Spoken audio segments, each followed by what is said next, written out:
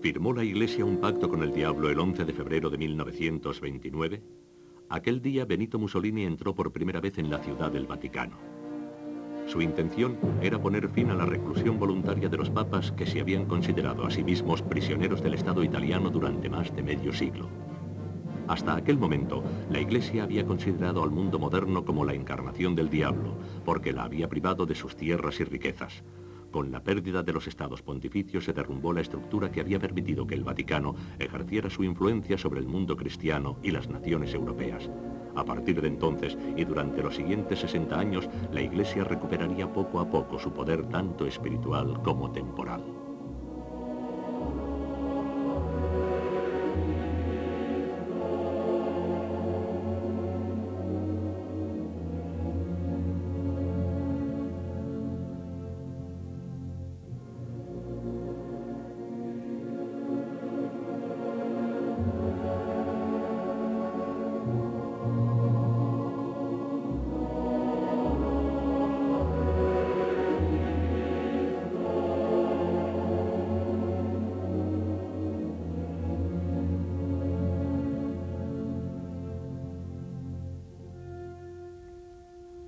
El conflicto entre el Papa y el Estado italiano estalló tras la confiscación por parte del Piamonte de los estados pontificios.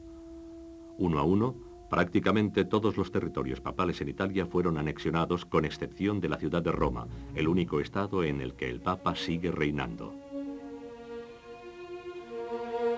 Pío IX, refugiado en Roma, en el castillo fortaleza de Sant'Angelo, se entera de que los piamonteses se están acercando para manifestarse en favor de la reunificación de Italia.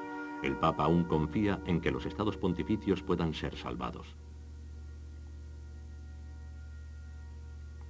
El 20 de septiembre de 1870, el Estado italiano se prepara para el acto final necesario para la reunificación de Italia, la toma de Roma.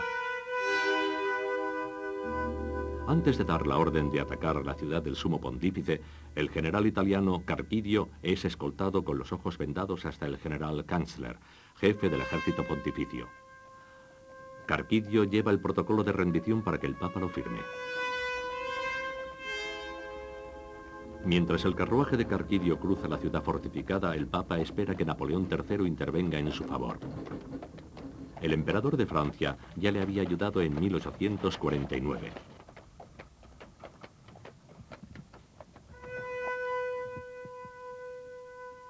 El Papa no está dispuesto a rendirse. Pío IX es la cabeza visible de la Iglesia, pero también el príncipe reinante de los estados pontificios. La pérdida de este último territorio lo reduciría a ser un mero súbdito del rey de Italia. Era indudable que el Papa no estaba dispuesto a aceptar tal dominación. Cuando, en nombre de su monarca, el general Carpidio presenta su propuesta, el general Kanzler la rechaza orgullosamente en nombre del pontífice.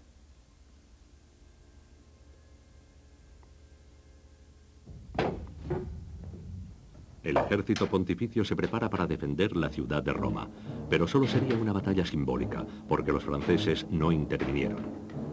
La guerra había estallado en Francia en 1870 y los prusianos habían sitiado París. Las fuerzas ofensivas superaron rápidamente la resistencia del ejército especial del pontífice. Cruzando la Puerta Pía en la frontera norte de Roma, el ejército del rey invade la ciudad eterna. Se registraron 80 bajas.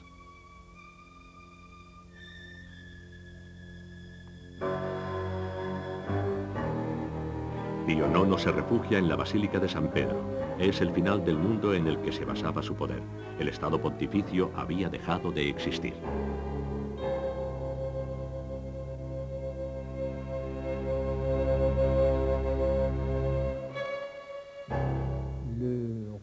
El rey de Italia decide hacer de Roma su capital. El 20 de septiembre de 1870, los ejércitos del rey entran en Roma a través de la brecha que habían abierto en la Puerta Pía. El Papa se refugia en la ciudad del Vaticano, donde se considera a sí mismo prisionero. Se niega a aceptar la ley de garantías que había aprobado el Parlamento italiano. Y a partir de ese momento hace un llamamiento para el restablecimiento del poder secular que garantizaría su independencia. La cuestión romana seguiría sin resolverse hasta el Tratado de Letrán de 1929. La prensa anticlerical caricaturiza duramente a Pío IX comparándolo con un tirano y opresor del pueblo.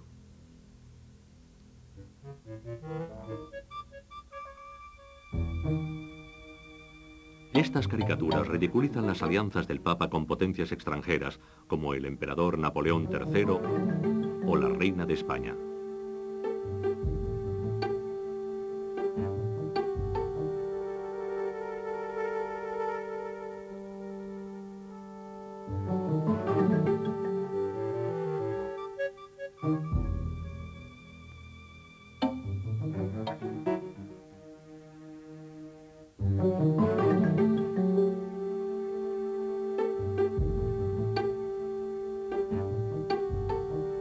En 1869 y en este ambiente se celebra el Concilio Vaticano I en un intento de reforzar el poder del Papa, declarando su infalibilidad en temas de fe y moral.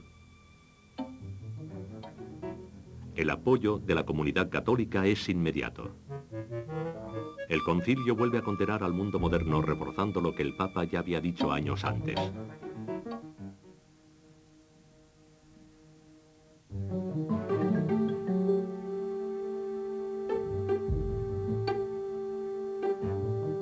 El Papa, para subrayar su desacuerdo con el nuevo Estado italiano, se encierra en el Vaticano negándose a todo tipo de diálogo. Nada había preparado a Pío IX para tal crisis política. Incapaz de resolver la crisis, el Papa se ve obligado a renunciar a todo su poder temporal. Ninguna nación, ninguna potencia católica acude en su ayuda. El Papa, prisionero en el Vaticano, se convierte en un símbolo, en un nuevo mártir de la cristiandad para millones de católicos de toda Europa.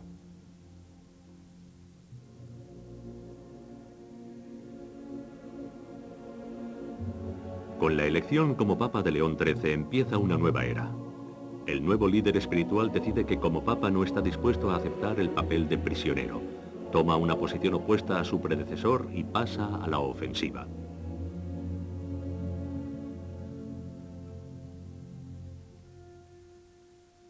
Manejando sutilmente la flexibilidad y la intransigencia, este experto diplomático, antiguo nuncio papal en Bélgica, había viajado por toda Europa, por lo que se muestra más receptivo al mundo exterior.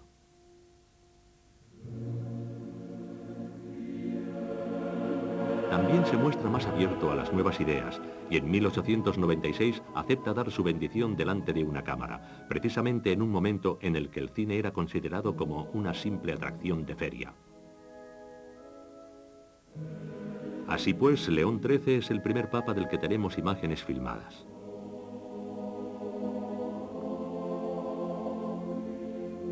Posteriormente, su encíclica Rerum Novarum marcaría el gran punto de inflexión de la Iglesia en el siglo XX. Por primera vez, los católicos admiten el carácter alienante de las condiciones laborales de los obreros. Da comienzo así la implicación de la Iglesia en el bienestar social del pueblo. Esta encíclica fue la primera que mostró interés por los temas sociales. Yo diría que entre los católicos liberales la reacción fue extremadamente negativa porque parecía condenar el capitalismo. Y los socialistas recibieron la encíclica con una mezcla de sentimientos que con frecuencia eran negativos, porque desde su punto de vista no había ido lo suficientemente lejos, ya que, pese a todo, predicaba la armonía entre los ricos y los pobres y no la revolución. Jaurès la consideró una iniciativa muy interesante, pero en realidad, dada su naturaleza, el papado no podía auspiciar una auténtica transformación de la sociedad. Y con cierto escepticismo lo denominó un intento de socialismo cristiano. Ese fue el término que se empleó en aquellos días y el utilizado por Jaurès. León XIII es sobre todo un político pragmático. A finales del siglo XIX sabía que no podía seguir ignorando que las ideas socialistas se estaban imponiendo en toda Europa, ni que la democracia estuviera echando raíces en una gran nación católica como Francia. En 1890, León XIII aconseja a los católicos franceses que no se opongan a la República.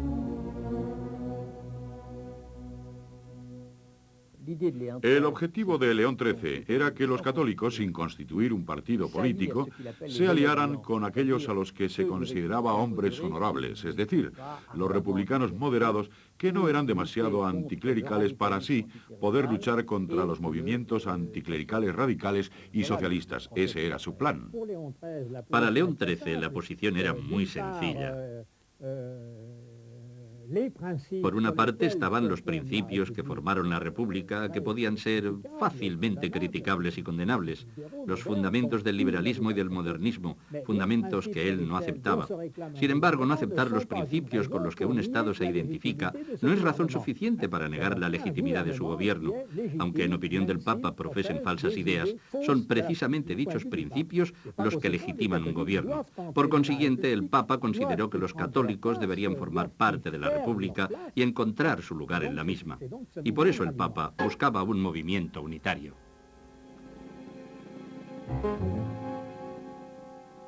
En 1894 estalla el caso Dreyfus, que divide a la opinión pública francesa. Ante un tribunal militar, Alfred Dreyfus, un oficial judío, es acusado de alta traición.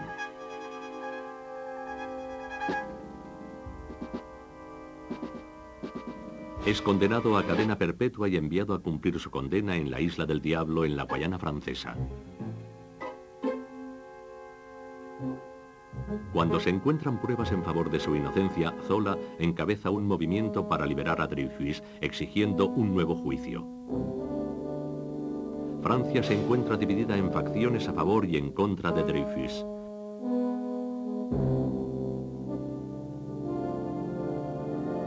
Una minoría de católicos conservadores se une al debate en favor de los grupos contrarios a Dreyfus porque están convencidos de que son la voz de los que se oponen a la República, a la secularización y al anticlericalismo.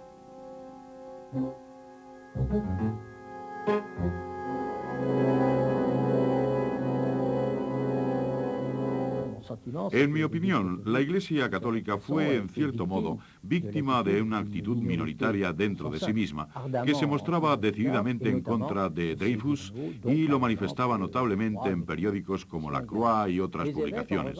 Sin embargo, los obispos se mostraron extremadamente discretos.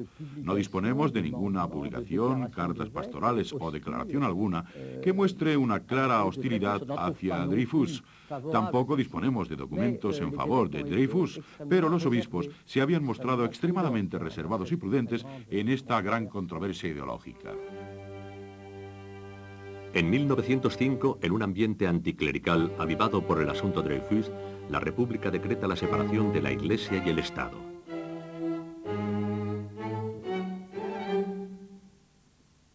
Se suspende la financiación de la Iglesia y los edificios religiosos pasan a ser propiedad del Estado. En París, en las parroquias de Santa Clotilde y Saint-Pierre-du-Gros-Caillou, los sacerdotes se defienden con barricadas en sus iglesias. El ejército tiene que derribar las puertas para poder efectuar un inventario de los objetos religiosos. Se producen disturbios.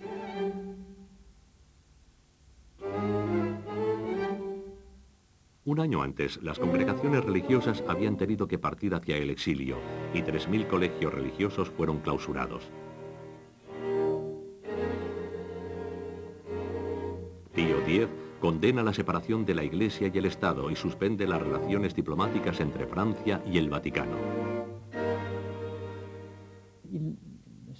En mi opinión, las razones fundamentales de la muy intransigente actitud de Pío X se encuentran en el hecho de que la República no quisiera mantener contactos con la Santa Sede durante el periodo que llevaría a la separación.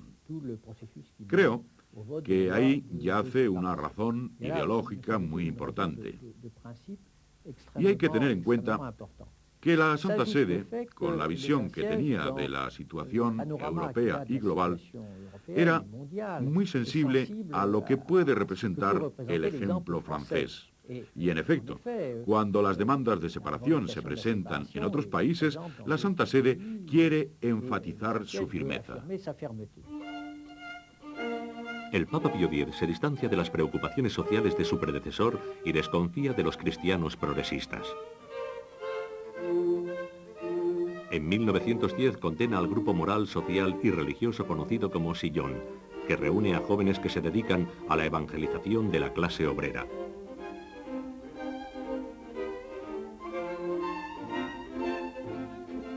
El Vaticano se niega a aceptar la politización del grupo, ya que lo juzga demasiado próximo a los socialistas. El Papa demanda que Marc Chagné, líder del movimiento, se someta a la autoridad eclesiástica. En respuesta a esto, Chagné abandona la organización y entrega su control a los obispos.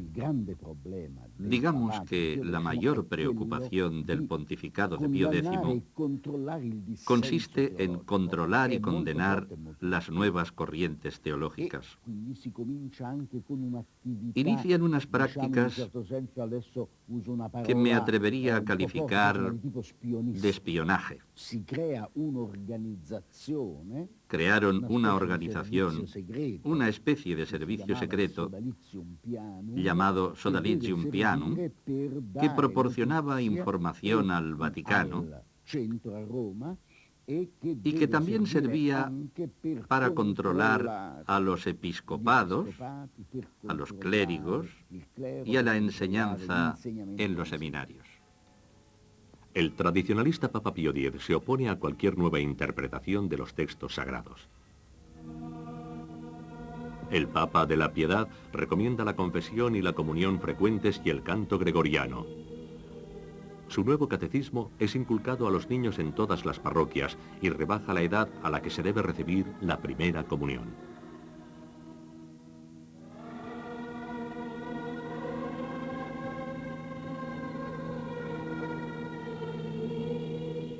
Pío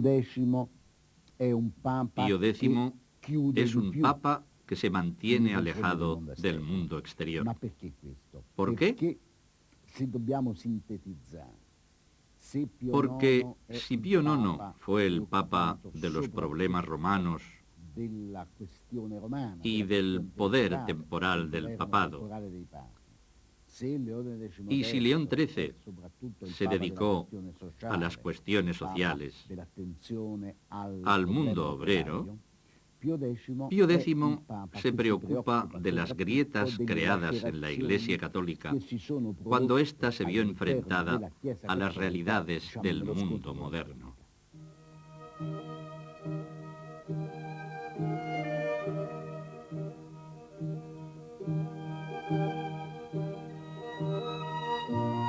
Benedicto XV, el sucesor de Pío X, es elegido papa justo cuando comienza la batalla del Marne, en septiembre de 1914.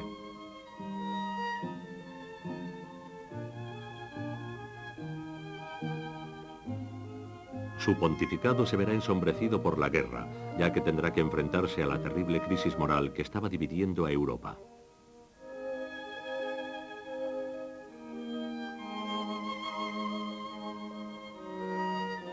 Benedicto XV fue el primer papa que intentó iniciar un proceso de paz.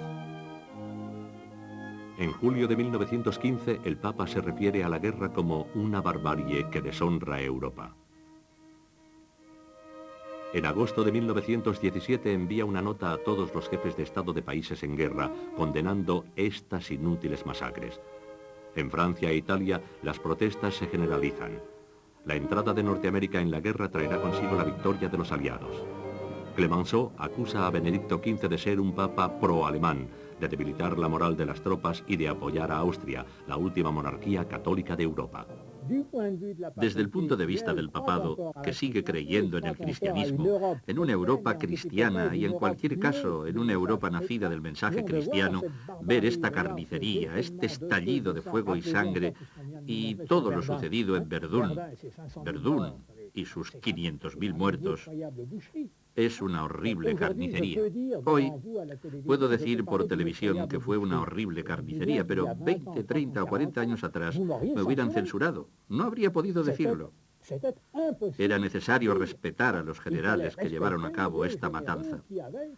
Personalmente, entiendo muy bien la reacción del Papa, así como la de Romain Rolland y Émile Zola, quienes también se sintieron afligidos por la masacre europea, esa especie de guerra civil suicida. Desde el inicio del conflicto, Benedicto XV adoptó una actitud de imparcialidad. de imparcialidad y neutralidad. Sus declaraciones durante estos largos años demuestran que consideraba la guerra como un suicidio para Europa. Esa es la palabra que utiliza en una de sus cartas que se han publicado. Es necesario decir que él creía que la guerra daría lugar a la destrucción de Europa, que como resultado de ella, Europa se volvería socialista y que además era una guerra fratricida entre cristianos. También creía que la guerra desestabilizaría al imperio austrohúngaro, un imperio que él deseaba mantener. Temía que la guerra diera lugar al desmembramiento del imperio austrohúngaro. La visión del Papa era correcta. 2 años después del entierro del emperador Francisco José al final de la guerra, el imperio católico dejaba de existir.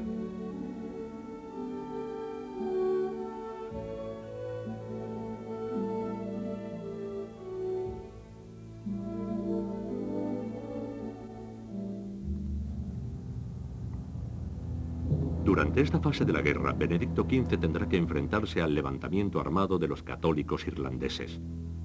Los ingleses están preocupados por la reacción del Papa ante un conflicto armado que se convertirá en una guerra civil.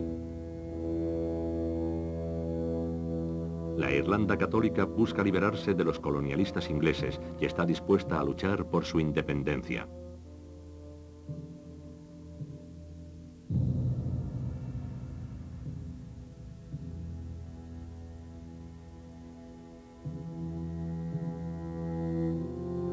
El domingo de Pascua de 1916, un grupo de rebeldes toma la oficina de correos de Dublín en un intento de comenzar la insurrección general de los católicos irlandeses.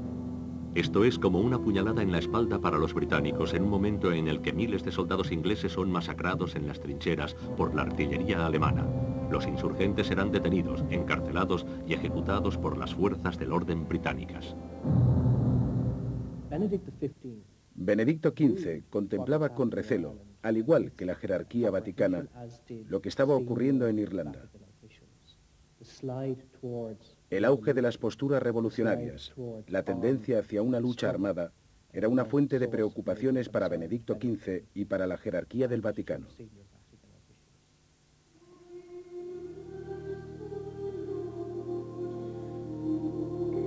Benedicto XV considera la idea de una rebelión armada por parte de los católicos irlandeses como moralmente injustificable ante la cólera de los nacionalistas irlandeses.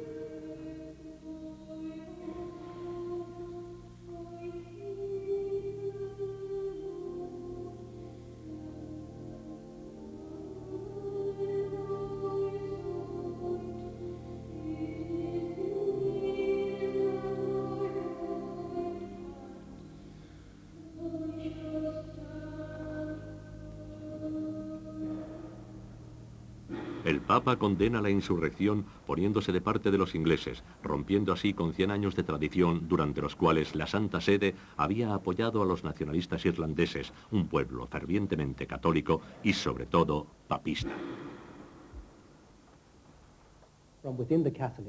En el seno de la Iglesia Católica existían ciertas sospechas acerca del Vaticano. No me atrevería a decir que se trataba de un sentimiento antivaticanista, pero sí era un sentimiento de desilusión ante los intereses tal vez más mundanos del Vaticano. Un cierto asombro por las actitudes que el Vaticano tenía que adoptar en el mundo real y una cierta preocupación, tal vez debida a que el Vaticano no actuaba siguiendo unos ideales, tal como les hubiese gustado a algunos miembros de la Iglesia Católica. Al dar su apoyo a los ingleses en vez de a los católicos irlandeses, el Papa estaba buscando la ayuda diplomática de una potencia mayor. Desde la pérdida de los estados pontificios, muchos países consideraron que el Vaticano no merecía mayor consideración. En Versalles, los países en guerra negociaban los términos de la paz y los representantes de la Santa Sede no fueron invitados ni siquiera como observadores. Italia se había opuesto y continuaba manteniendo aislado al papado mientras no se resolviera la cuestión italiana. En ese momento, Benedicto XIII se da cuenta de que su aislamiento diplomático está perjudicando su influencia moral en materia ética.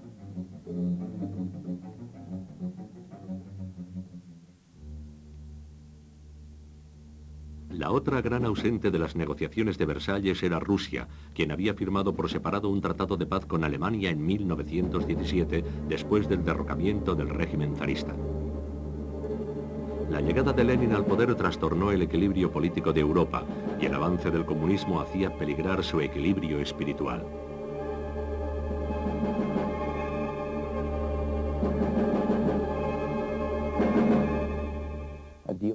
La Revolución de Octubre de 1917 había representado un duro golpe para el Vaticano y para el Papa. No solo porque llevó al poder a un partido político que no se limitaba a predicar el ateísmo, sino que también estaba creando una ideología del Estado, lo que constituía un gran peligro para la Iglesia. La revolución bolchevique también inspira distintos movimientos de insurrección en la derrotada Alemania.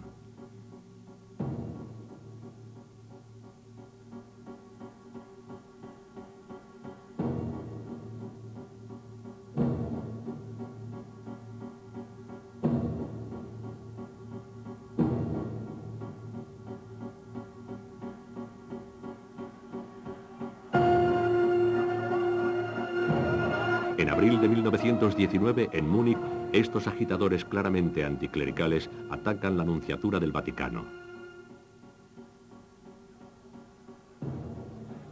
Rompen puertas y ventanas y amenazan con asesinar al embajador del Papa, Eugenio Pacelli, el futuro Papa Pío XII.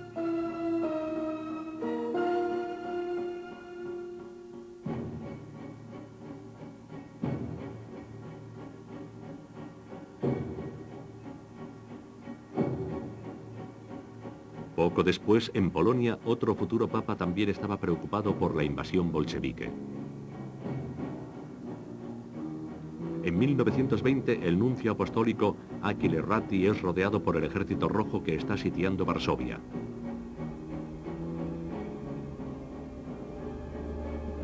Los franceses, con ayuda de los aliados, se movilizan para que se respete el Tratado de Versalles, por el que se habían cedido territorios a la nación polaca. El primer embajador del Vaticano, Monseñor Ratti, considera esta amenaza como una prueba del efecto que el comunismo podría tener en la Iglesia.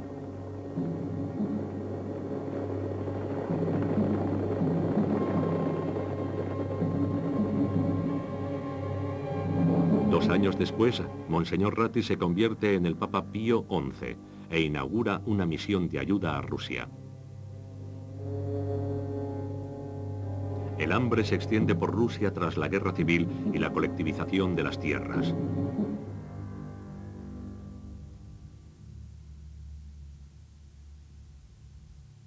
Largas filas de hambrientos cruzan el país y miles de rusos mueren de hambre.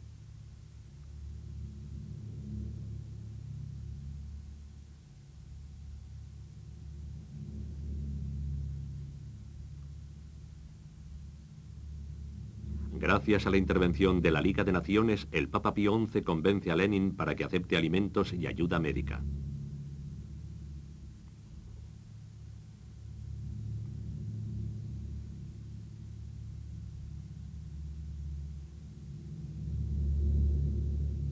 La Iglesia envía trenes cargados de provisiones y crea más de 1000 centros de acogida que alimentan a 160.000 hambrientos cada día.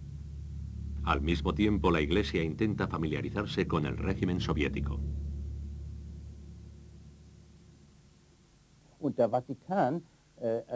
El Vaticano se aprovecha de la situación y participa en esta operación para meter, si así puede decirse, un pie en una puerta entreabierta y de este modo familiarizarse con la nueva situación de Rusia. En 1921 se firmó un acuerdo secreto que fue el primero y durante mucho tiempo el único acuerdo firmado entre Moscú y el Vaticano, que autorizaba la actuación de una misión de ayuda compuesta por sacerdotes. Estos tenían que prometer no dedicarse a ninguna labor misionera o pastoral. Y por supuesto, nunca respetaron dicha promesa. De esta forma, lograron atravesar la puerta y utilizaron el hambre como medio de llevar ayuda espiritual a los católicos oprimidos.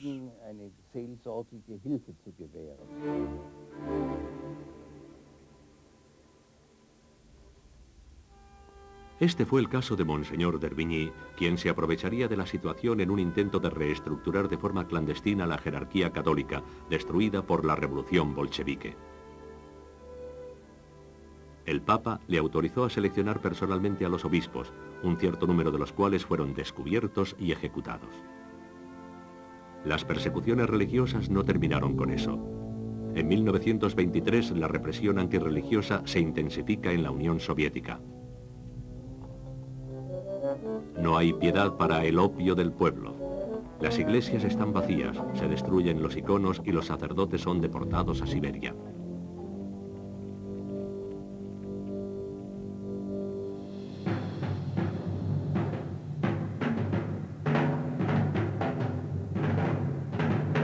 Se llega al extremo de abrir las tumbas de los santos y profanar las reliquias.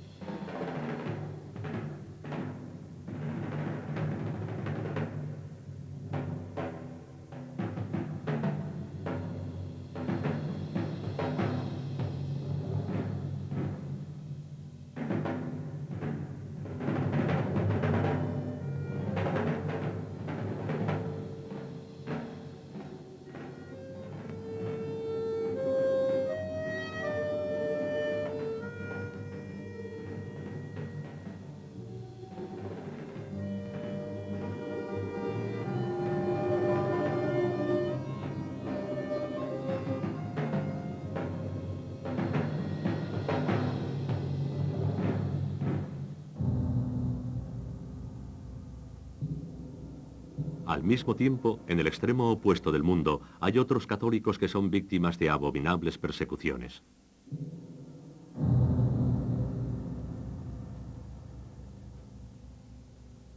En México, la revolución de los cristeros causará 150.000 muertes.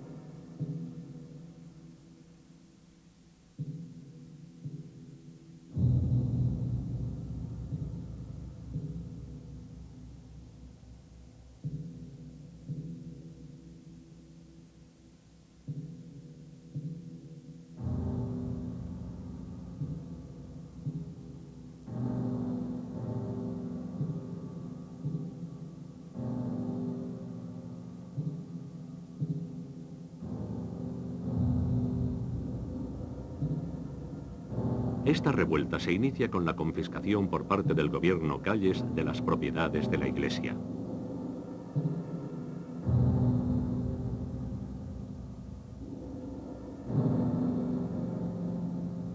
Este acto desencadena una violenta reacción popular. La oposición se autodenomina los cristeros y pasa a la clandestinidad. Es el inicio de una violenta guerra de guerrillas que durará 3 años. Los cristeros están a punto de conseguir la reapertura de las iglesias y de restablecer la religión, mientras la Santa Sede trata de mediar con el gobierno mexicano.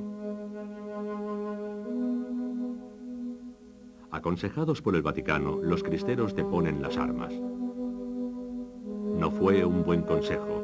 El gobierno mexicano no respeta el acuerdo firmado con el secretario de Estado, Cardenal Gasparri. Los líderes de la guerrilla son salvajemente asesinados.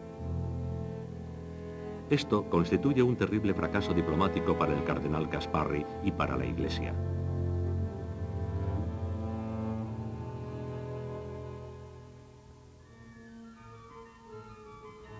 El Vaticano está consternado y se siente impotente. Los acuerdos a los que había llegado con el gobierno mexicano no habían sido ratificados por ninguna firma en ningún documento formal. Una vez más, la Iglesia es consciente de que carece de un auténtico sistema diplomático y que ha llegado el momento de que el Papa asuma el papel de jefe de un Estado soberano. Con este objetivo en mente, el Papa Pío XI da su bendición al pueblo romano el 6 de febrero de 1922.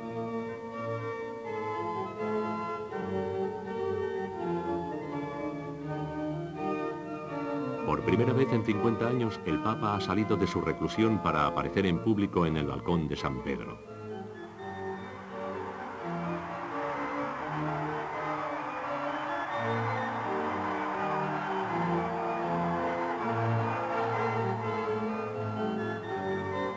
Seguro de su elección y de sus decisiones, Pío XI es precisamente lo que necesita la Iglesia en esta turbulenta época que sigue a la Primera Guerra Mundial.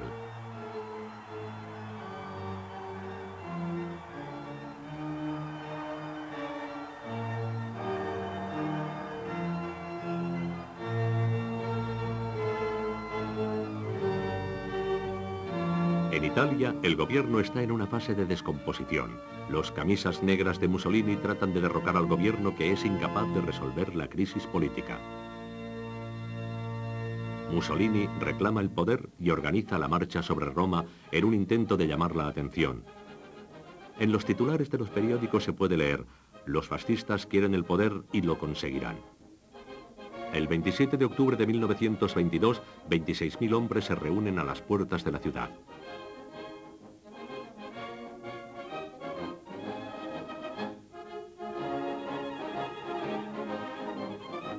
Bajo la amenaza de esta insurrección armada, el rey de Italia confía a Mussolini la formación de un nuevo gobierno. El Papa Pío XI ve con recelo la llegada al poder de este socialista anticlerical, un no creyente que glorifica la violencia y empuja a sus seguidores a la violencia y brutalidad.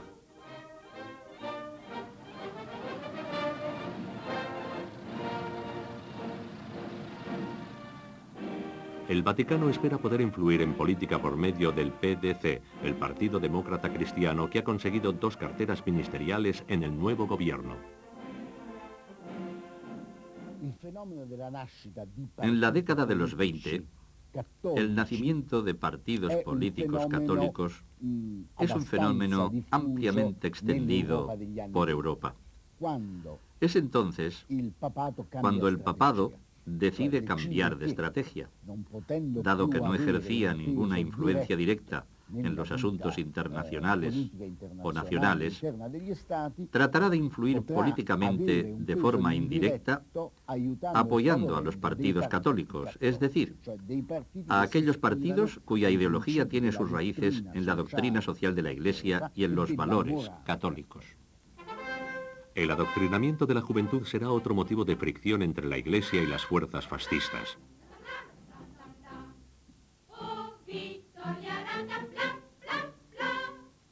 Mussolini les dice a los jóvenes: después de siglos de falta de disciplina y desidia, una vez más volveremos a ser una gran nación militar.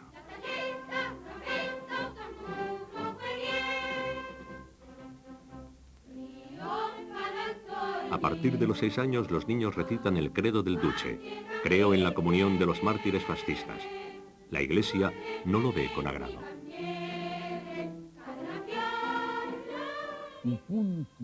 Uno de los puntos de fricción más importantes es el problema entre la acción católica y las organizaciones fascistas, o mejor dicho, las organizaciones fascistas juveniles.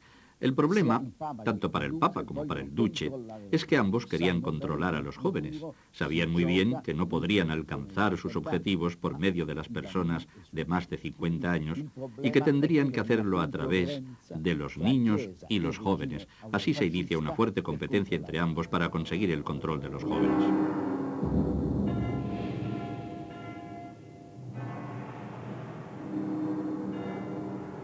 Por fin, el Vaticano y Mussolini llegan a un compromiso. Las organizaciones juveniles católicas son autorizadas, pero deben mantenerse alejadas de cualquier implicación política o social.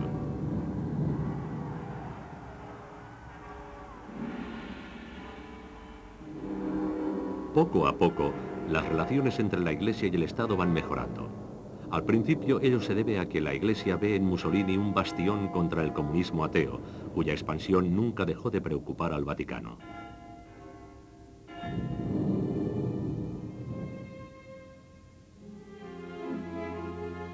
Y más tarde, el Vaticano encuentra satisfactorios ciertos aspectos de la política del gobierno, tales como la enseñanza religiosa obligatoria en las escuelas y todas las medidas en favor de la familia.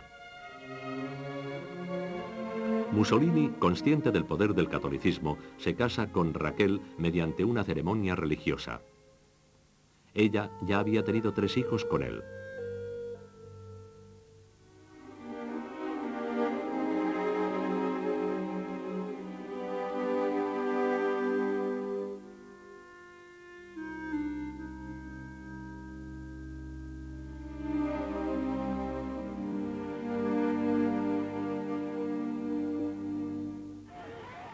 En 1926 se inician las primeras negociaciones de la Iglesia para poder conseguir la paz con el gobierno italiano y poner así fin a la cuestión romana. El Vaticano desea normalizar sus relaciones con el Estado italiano. Los obispos apoyan ciertas acciones de Mussolini, como por ejemplo la campaña del trigo destinada a incrementar las cosechas. Hai piegato a sollecitare un aiuto qualsiasi dalle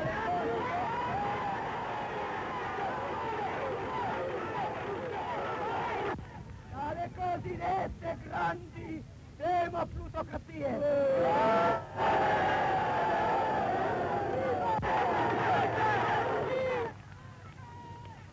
Camerata optimista, accendi il motore! Avanti, conferire la gladiatura da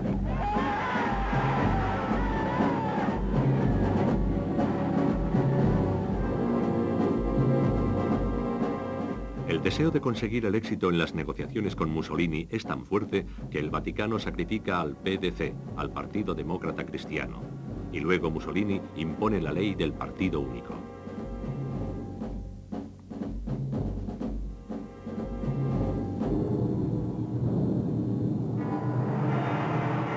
El 11 de febrero de 1929, en el Palacio de Letrán, Benito Mussolini, jefe de gobierno y en nombre del rey, pone fin a casi 60 años de conflictos entre el Papa y el Estado italiano.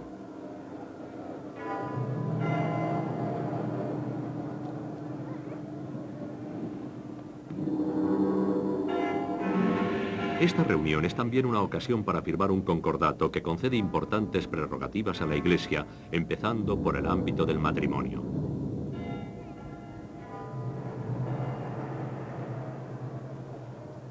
Desde este momento, el matrimonio por la Iglesia es suficiente a los ojos de la ley y el divorcio sigue prohibido. Se trata de una victoria tanto para el Vaticano como para Mussolini.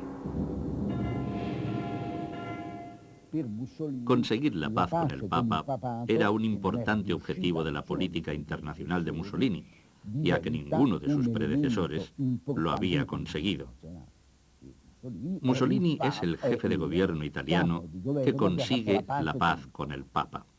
Y esto es un elemento importante en el juego político internacional. El cardenal Gasparri, en nombre de Pío XI, firma los acuerdos de paz.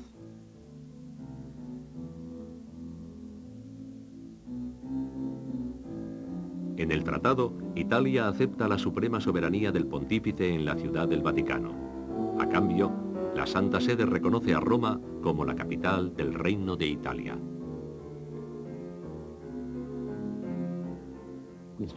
El tratado no solo marcó la paz, sino el nacimiento de un nuevo Estado, la Ciudad-Estado del Vaticano, un Estado auténtico con poder temporal.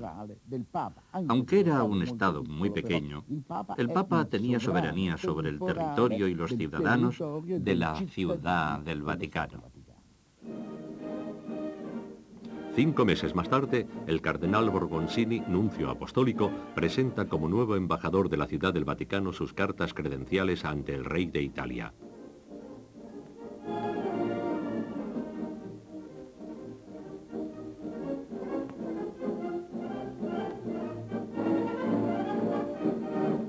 La reunión tiene lugar en el Palacio del Quirinal, anterior residencia de los papas romanos, del que ha tomado posesión el rey Víctor Manuel III. El nombramiento de un embajador italiano ante la Santa Sede ratifica la relación entre 2 estados soberanos. Sin duda, son los fascistas quienes permiten la entrada de la Iglesia en el terreno internacional, Aunque existe un artículo que prohíbe al Vaticano, o mejor dicho, en el que el Vaticano acepta no participar en congresos internacionales y se compromete a seguir siendo un Estado neutral.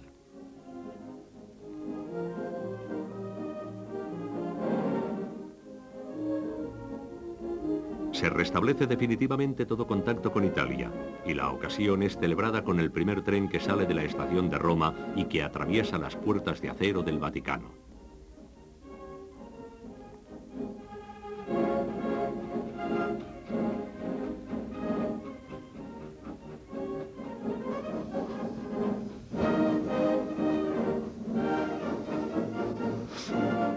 Su construcción fue financiada gracias a acuerdos firmados con el Estado italiano. La Santa Sede recibió 750 millones de liras de indemnización por las tierras que había cedido.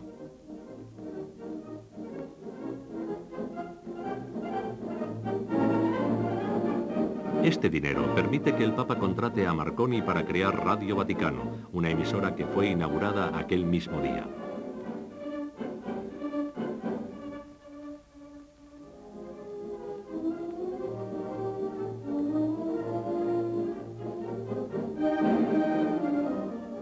El Papa Pío XI comprendió la necesidad de adquirir un instrumento de comunicación internacional, símbolo de su independencia y de su apertura al mundo moderno.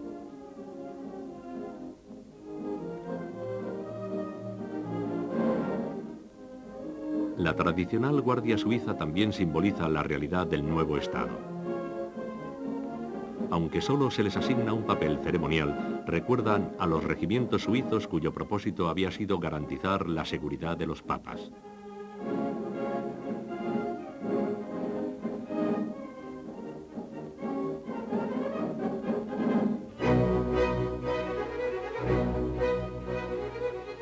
Fue así como la Iglesia reconoció al mundo moderno una vez que había preservado lo esencial, su soberanía.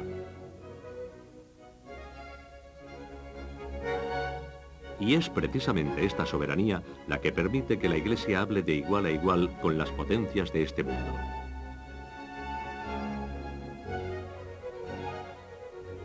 En 1939, después de su elección, el Papa Pío XII, nuevo jefe del Estado Vaticano, tiene a su disposición un instrumento muy eficaz.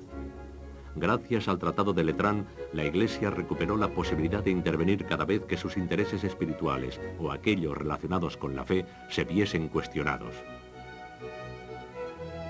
Muy pronto la guerra pondría a prueba las ambiciones políticas, diplomáticas y morales del nuevo Estado.